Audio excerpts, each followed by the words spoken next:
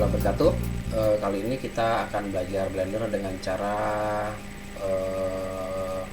tidak terlalu interaktif, dengan cara video recording. Harapan saya biar kalian bisa memprogres belajar lebih mudah karena saya lagi banyak sekali kesibukan. Tapi seperti biasa, setelah materi selesai, kapanpun mau bertanya silahkan WA saya 24 jam tersedia untuk kalian. Oke, sedikit merecap pelajaran kemarin. Ini interface Blender untuk merefresh ya. Blender itu selalu memiliki default cube. Ukurannya itu kalau kita tekan N 2 meter kali 2 meter kali 2 meter. Dan kalau misalkan kita mau mengganti dimensinya, kita pergi ke sini. Ini ada unit. Kemudian kita ganti lengthnya jadi cm. Dia sudah jadi 200 cm. Ya kan, di pelajaran sebelumnya saya memberi tugas untuk membuat kursi dengan menggunakan basic model yang kita punya di Blender tanpa melakukan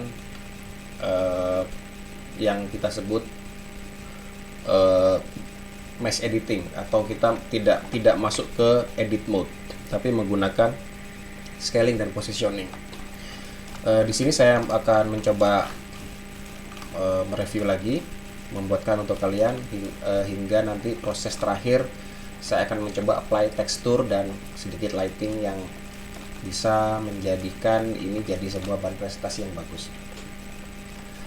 Oke, kita langsung aja.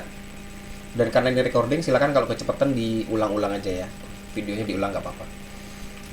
Sekarang kita membuat kursi. Kalau kita lihat kursi kayu itu tingginya kira-kira 50 cm. Jadi kalau misalnya kita tekan di sini 50 cm, dia jadi seperti itu. Diingat, dalam navigasi biasakan menggunakan numpad. Jadi kalau di keyboard itu 1 depan, 3 samping, 7 atas. Di numpad itu seperti ini, sangat memudahkan, mempercepat pekerjaan. Kalau yang pakai laptop, mungkin tekannya di sebelah kiri angka 1 di atas tombol Q, itu ada pilihan nanti ini mau jadi view apa. Tapi kalau yang menggunakan desktop, sangat nyaman kalau kita menggunakan numpad yang di sebelah kanan. Oke, kita langsung aja. Ini kita lihat ya. Objek itu selalu memiliki titik pivot. Titik pivotnya itu informasinya ada di sini. Jadi kalau misalkan kita bikin kursi setinggi 50 cm, kita tulis boxnya di sini 50 cm. Kalau titik pivotnya di 0, berarti ini tingginya sekitar 25 cm. Banyak cara untuk mempercepat pengerjaan. Misalnya misalkan kursi ini tebalnya berapa? Taruhlah kursi ini tebalnya sekitar 5 cm ya. Jadi ini Z-nya 5 cm. Dia akan seperti ini. Karena ini tetap posisinya di 0. Karena ini 5 cm, maka ini tingginya 2,5 cm. Kita tekan G, Z untuk menggeser ke atas. Kita lihat ya tuh di koordinat Z-nya. Di sini dilihat ya. Koordinat Z-nya berubah GZ. Kita akan menggeser dia setinggi 50 cm seperti itu. Jadi kalau diulang, kita ketik aja di sini 50 cm. Kira seperti ini. Untuk langkah awal ini cukup. Kalau mau lebih akurat, karena ini permukaan atasnya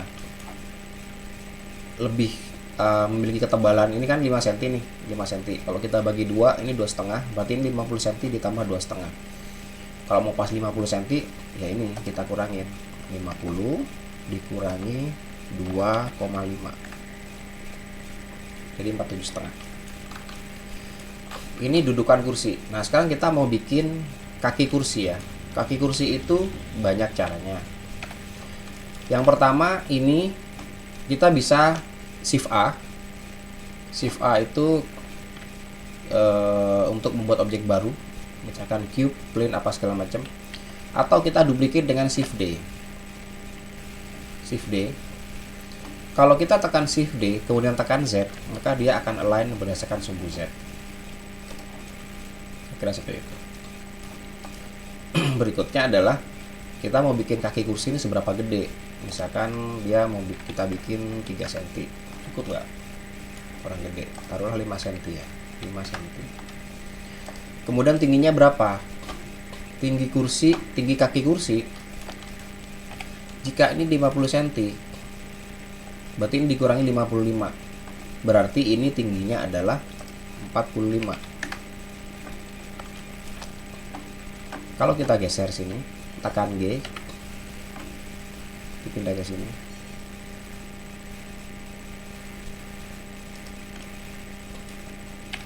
dia dari samping GY, ya, jadi seperti ini. Apakah ini metode benar? Metode yang benar untuk menggeser objek?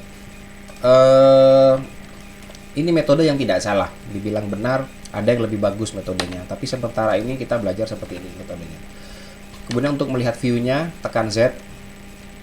Ada render, ada solid, ada material preview, ada wireframe. Tekan Z ya. Atau di sini kita bisa pilih-pilih di sini. Jadi kalau kita lihat di sini, tekan G, geser dikit, posisikan ke sini. Kita sudah punya kaki kursi yang pertama.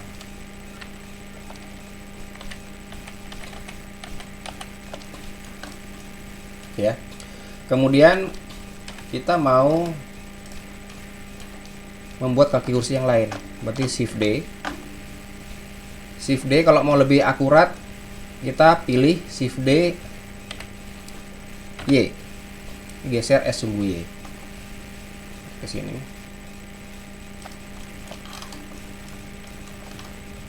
GY. Kemudian yang ini kita geser, kita duplicate, kita pilih pakai tekan Shift D X. Oke, kita sudah punya kaki kursi. Terus apa lagi? Misalnya kita mau membuat support di sini ya, support. Jadi banyak caranya. Misalkan ini kita duplicate, ini kita rotate, tekan shift, tekan control, dia akan snapping. Terus kita bisa pindah ke sini. Oke, diingat ini 45 cm. Ini masih Z karena kita ngerotate dari Z. Ini ketebalannya berapa? Kalau ini ketebalannya 5 cm, ini 5 cm, ininya 50, berarti ini 40. Jadi kita ganti jadi 40. Oke, jadi seperti itu.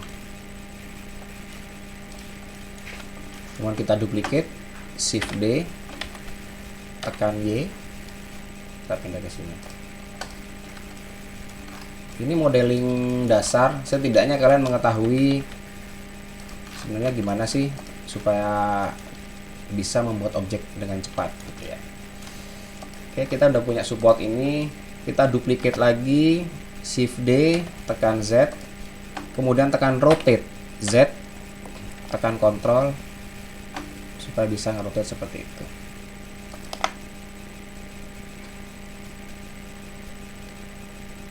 Jadi ngerotate pun, kalau ngerotate tekan sumbu Z supaya tidak bergeser menjadi sumbu yang lain. Kemudian sambil tekan Ctrl biar snapping. Oke, kira-kira kita jadi sudah punya support kursi yang seperti ini. Kalau ketinggian GZ lagi, kita pindah ke sini atau ke sini, misalkan terserah mau variasinya seperti apa. Sampai pada di sini base kursi selesai. Kita mau bikin supportnya. Kita bikin sandaran. Bikin sandaran bebas. Ini bisa kita panjangin atau ini kita bisa duplicate. Kita duplicate ya. Shift D, tekan Z.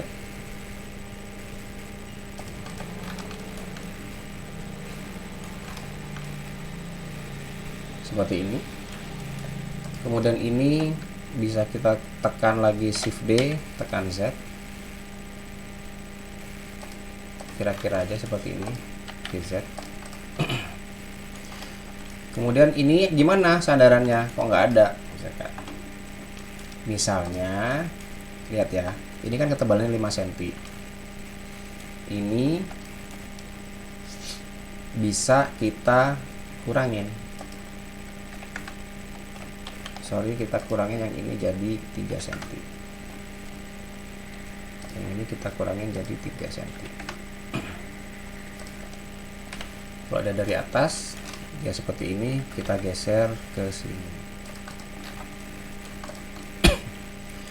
Lalu ini apa, ketebalan ini buat apa? Kita duplicate ini, Shift D, Y, karena ini 3 cm, ini sisanya 2 cm, 2 cm.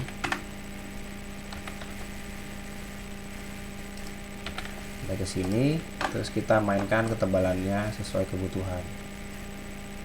Berapa tuh? Taruhlah misalkan 30 ya. 25 deh, 25. Kita geser ke atas. Kemudian ini juga kita geser ke atas biar sama.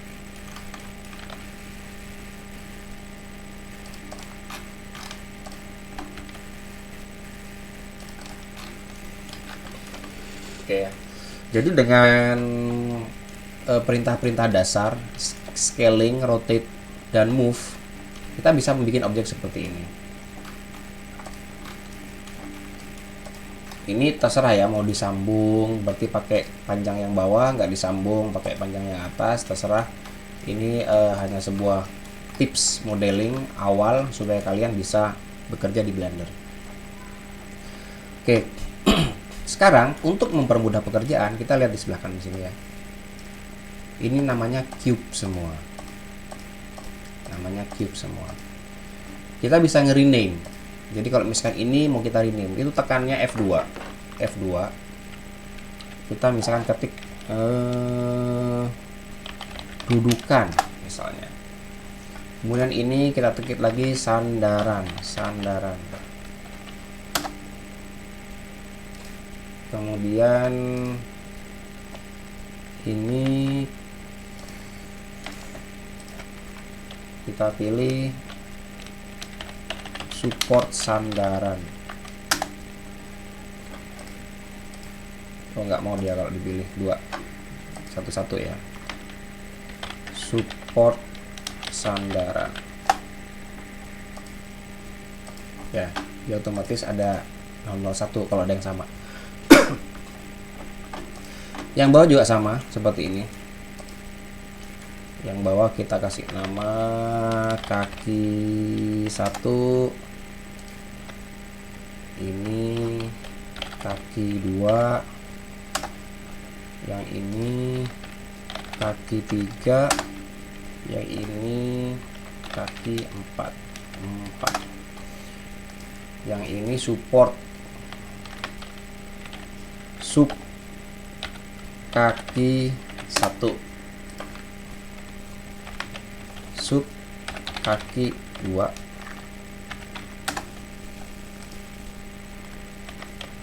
sub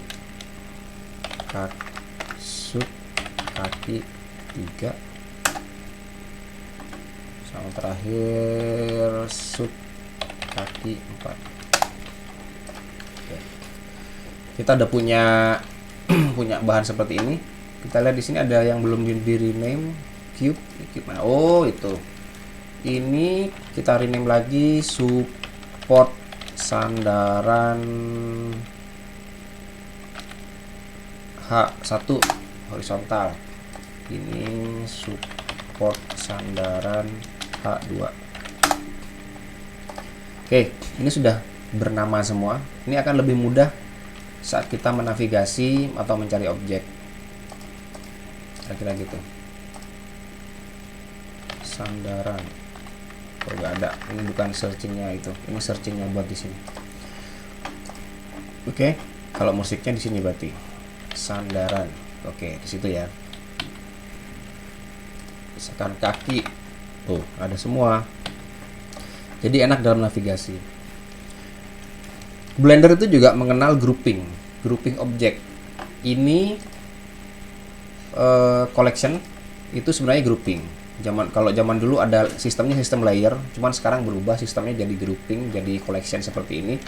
Kita bisa membuat grup kursi ini supaya lebih terorganize. Jadi kita tekan B, box, kita pilih objek yang ada di situ.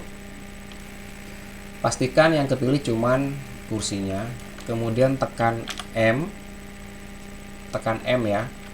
Terus pilih new collection, kita pilih kasih nama kursi.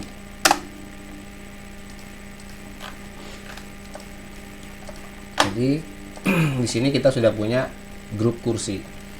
Kelebihannya apa? Kelebihannya kita bisa menambah objek baru dengan instance yang sama. Jadi misalkan Shift A, ada collection instance di bawah, kita bisa pilih kursi. Kalau kita geser, kursinya ada 2. Dan ini sangat tergantung dengan ini. Jadi kalau ini kita geser, dia akan berubah. Kalau kita geser ini, dia akan berubah. Dan semuanya ngikut. Oke ya. Sekarang kursi sudah selesai. Kita coba kasih alas plain. Kita lihat di sini sudah nempel belum? Oke, udah cukup lah kira-kira. Terus kita masuk ke mode render. Mode render itu render ini atau ini itu merupakan mode yang kita lihat sebagai hasil akhir. Ini ada lightingnya di sini. Jadi kalau cahaya kita geser, dia akan berubah seperti itu. Dan jika ini kita tambahkan lampunya, kita tambahkan Shift D, ini dia akan semakin terang. Kita bisa turunkan intensitasnya di sini, misalkan jadi 100.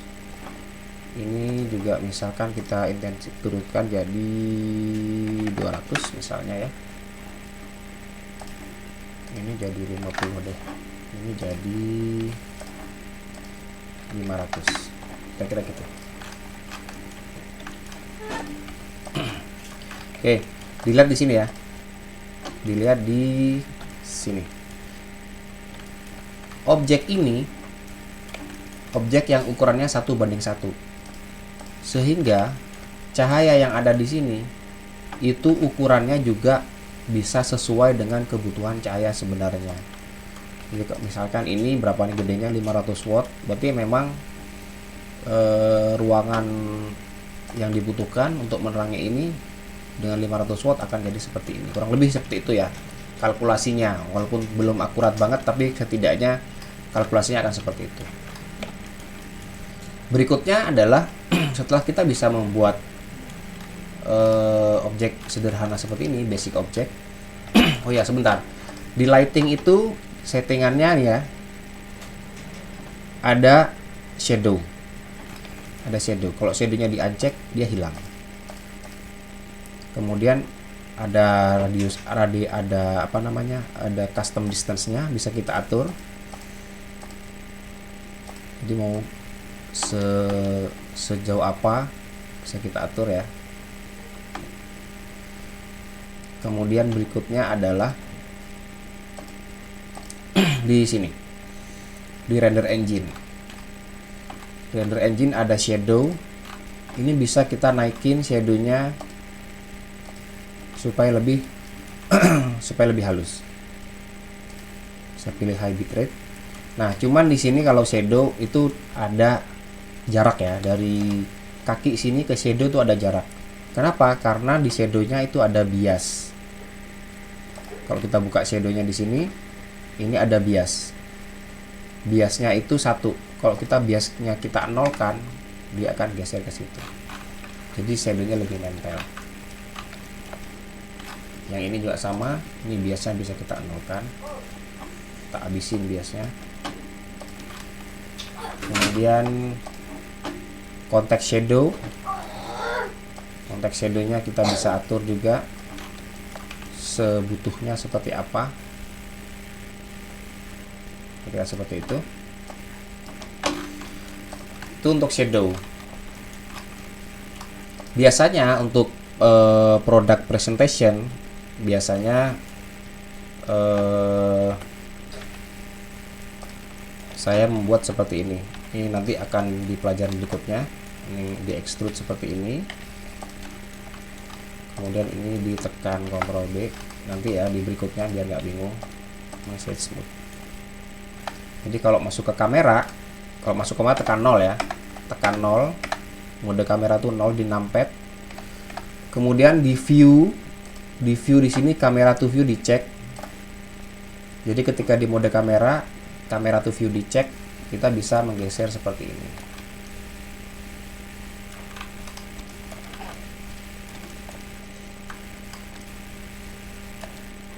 Kalau di uncheck dia akan begitu. Kalau ini kurang panjang, tekan S, tekan X, dia panjang. Jadi kalau balik ke mode kamera 0, dia akan jadi seperti ini. Oke, ini basic product modeling dengan cara scaling dan positioning.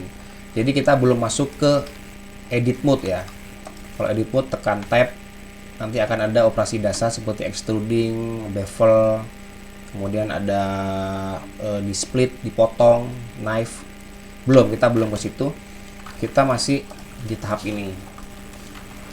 Berikutnya kadang-kadang kita pengen membuat objek ini berwarna ya kan. Nah, itulah kenapa di sini kita mengenal yang namanya material. By default dia memiliki material dasar abu-abu. Jadi kalau kita ganti, misalkan ini ya, kita ganti base colornya jadi hijau, maka dia jadi hijau. Lalu kenapa kok semuanya hijau padahal objeknya ada banyak? Karena kita tadi melakukan duplicating. Ini kita duplicate jadi ini, duplicate jadi ini. Jadi semuanya hijau. Kalau kita mau material sendiri, maka di sini bisa kita hapus ini, terus bikin material baru, dihapus seperti ini, bikin material baru. Atau kita bisa duplicate ini, jadi material 001. Kemudian ini bisa kita ganti. Nah, kita ganti seperti itu. Nah, karena kita mengenal material di sini ada material ya. Di sini settingannya ada banyak. Jadi kalau kita lihat di sini warna biru, misalnya kita ganti warna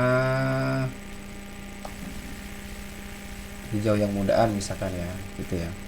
Kita lihat di sini ada yang namanya roughness. Roughness ini bisa kita buang. Roughness kita buang, dia akan kinclong. Terus kenapa kok ini belum kinclong? Karena dia tidak ada benda reflektif di sekitarnya yang bisa dijadikan kalkulasi matematikanya dia. Supaya lebih mudah untuk melihat dia kinclong atau tidak, coba kita bikin objek baru ya. Misalkan di sini kita pakai UV sphere. Terus ini karena kotak-kotak, kita klik kanan aja, jadiin dia shade smooth. Coba kita kasih material yang kinclong. Tuh. Dia sebenarnya kinclong ya. Dia ada refleksinya. Nah, settingannya di sini supaya lebih bagus lagi. Di sini ya, di render engine-nya di Eevee, ini di ambient occlusion dicek supaya lebih ada volume. Kemudian ada screen space reflection yang dicek supaya kinclongnya lebih terlihat. Nah, karena screen space reflection ini kita cek, yang tadinya cuma terlihat di sini refleksinya, karena dia sangat tidak sensitif. Sekarang karena screen space reflection, kita bisa melihat refleksi semua di benda walaupun flat seperti ini. Ya. Jadi kita delete, kita kembali ke material, Kita kembali ke material di sini. Ini roughness-nya 0. Roughness-nya kita naikin ya. Roughness kita naikin, apa yang terjadi? Roughness dinaikin, maka dia lebih tidak reflektif.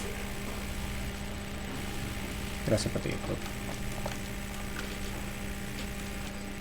Nah, ini material ini juga bisa kita kasih nama. Misalkan ini hijau reflektif.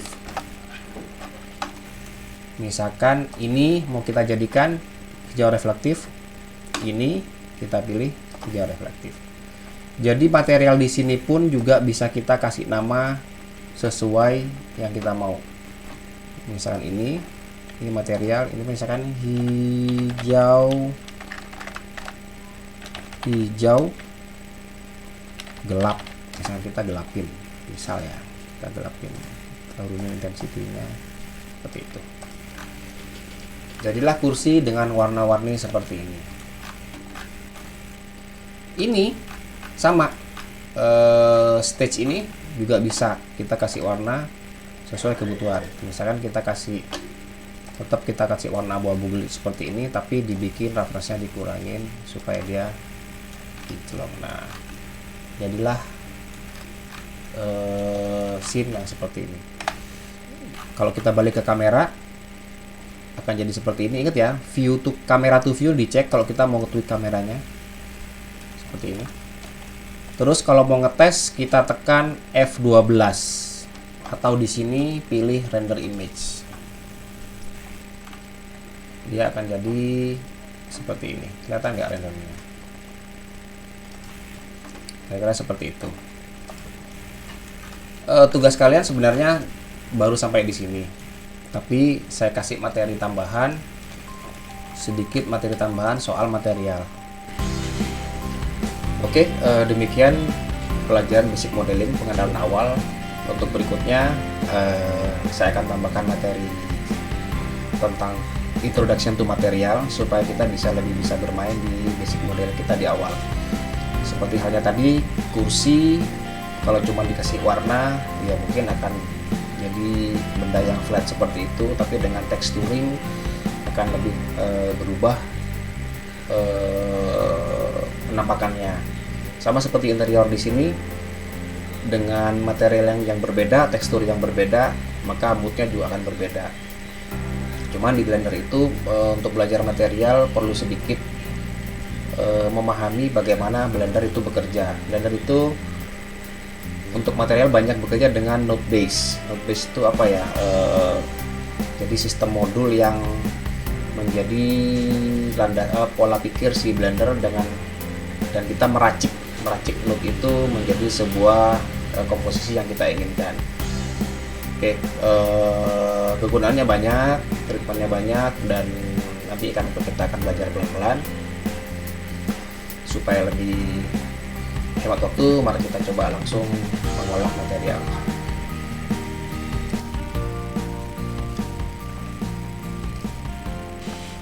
Oke, kita sudah masuk ke seksi material. Coba kita perhatikan di sini ya.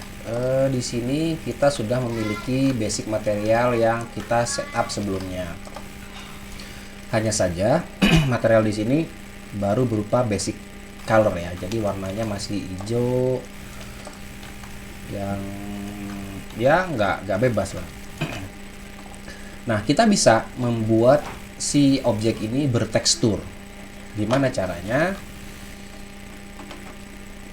Di sini ada, kita lihat ya, di Blender ini ada beberapa tab. Ada layout, modeling, ada sculpting, ada UV editing, ada texture paint, ada shading, animation, rendering, compositing, dan scripting.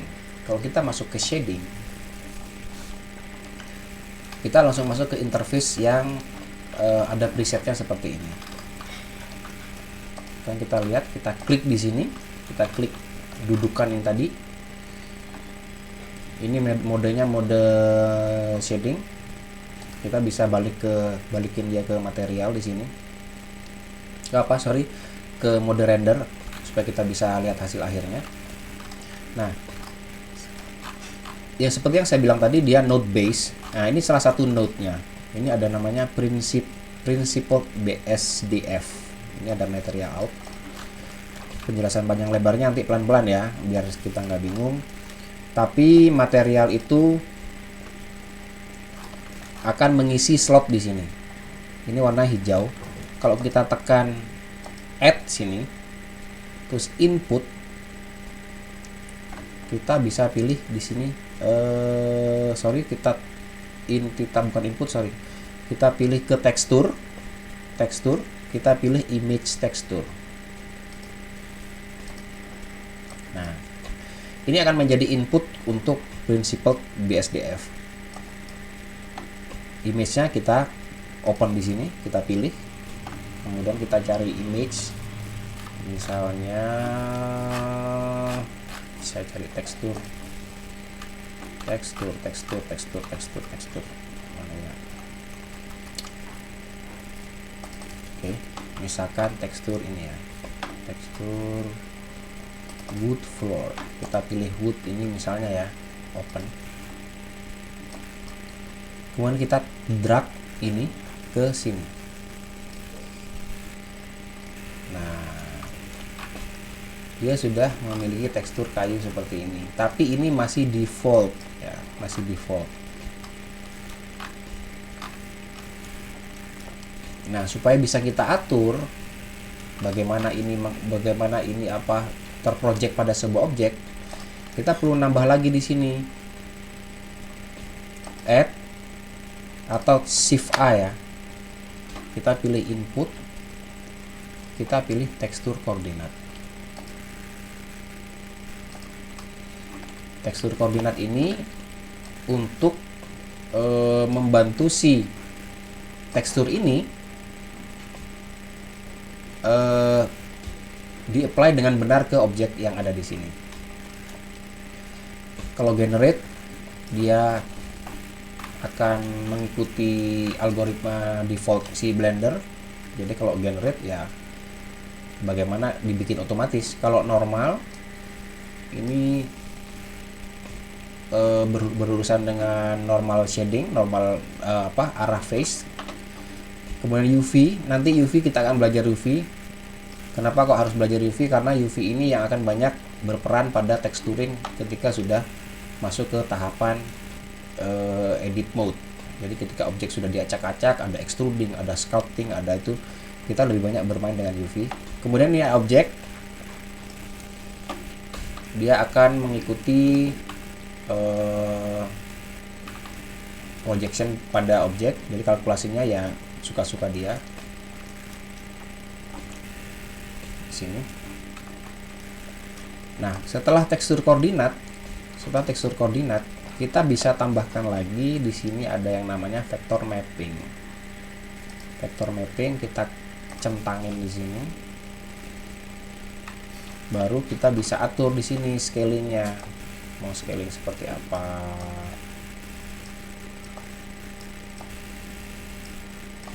Kira seperti itu.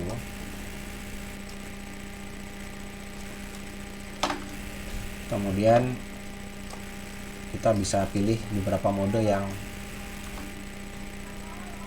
bisa kita pakai, misalnya objek. Kemudian di sini juga ada settingan lagi. Ini ada flat, linear, flat. Nah, flatnya bisa kita pilih box seperti itu. Jadi ini bisa kita mainkan seperti yang kita mau. Oke, seperti itu.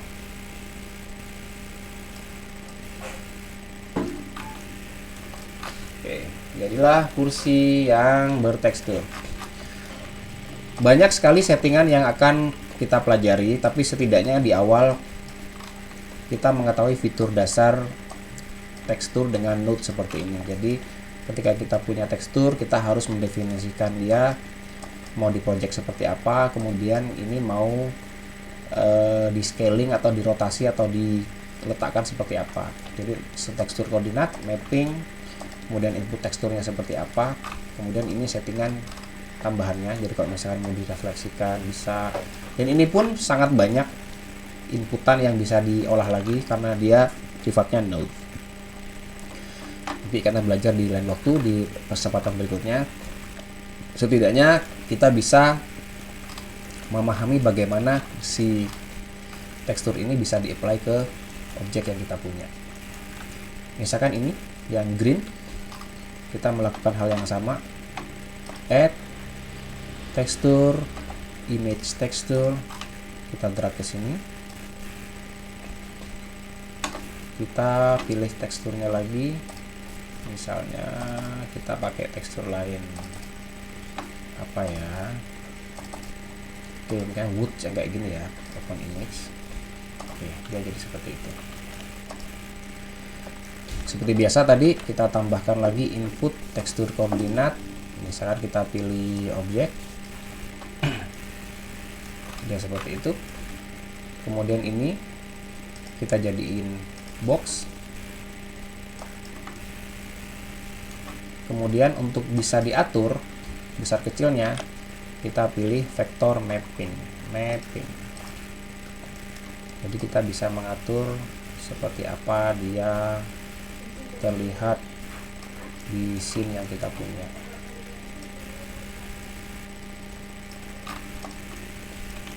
Oke, kira seperti itu ya. Banyak sekali settingan yang lain yang nanti akan kita pelajari, tapi cobalah bermain dengan tekstur dasar seperti ini. Oke, ini kita coba direfleksikan sedikit, refleksnya dikurangin. Oke, kira-kira seperti itu ya. Kalau kita mau duplicate, kita bisa duplicate ini, atau kita tekan collection instance kursi yang kita punya. Ini rotate seperti ini, ini rotate seperti ini, ini rotate seperti ini, ini rotate seperti ini. Kita lihat, wow, banyak sekali kursinya. Kamera to view dipilih seperti ini.